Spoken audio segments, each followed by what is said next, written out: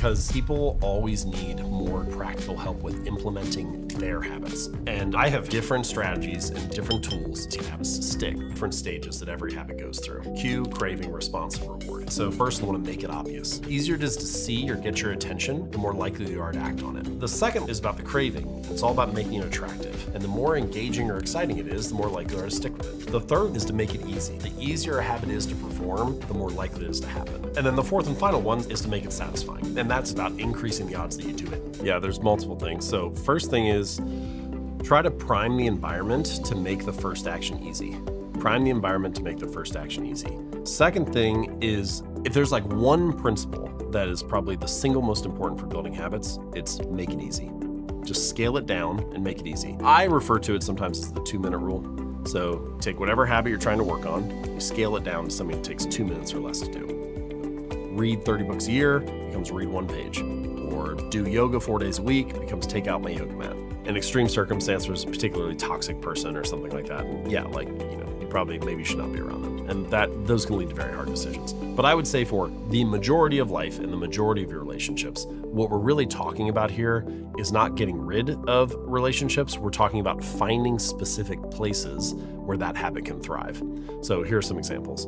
There's a number of studies that have shown that it tends to be easier to build a new habit in a new environment. So if you have good habits, time becomes your ally. And every day that goes by, you put yourself in a stronger position. If you have bad habits, time becomes your enemy. And every day that goes by, you dig the hole a little bit deeper. The real lesson of getting 1% better every day, let's stop worrying so much about our current position and instead focus a little bit more on our current trajectory. So if you're on a good trajectory, all you need is time, which is you can make 1% improvements that accumulate and you can make 1% improvements that evaporate. Right? You can spend your time on trivial stuff, meaningful, it can be meaningful small changes or it can be meaningless small changes. The dividing line is, does this action accumulate into something larger or not? You can spend your time doing all small stuff, whatever, day in and day out, getting in the best shape of your life, whatever it is, contributing to some cause that you care about.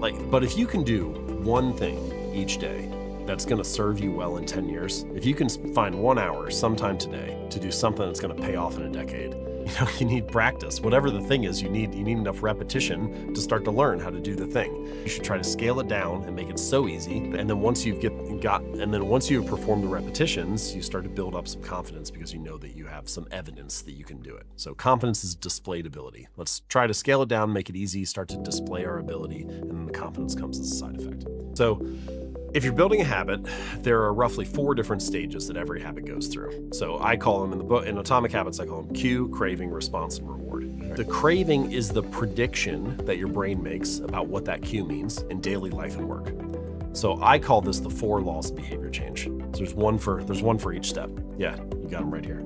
I'll give them to you. So I call these the 4 laws of behavior change, right? So for the cue, the first law is you want to make it obvious.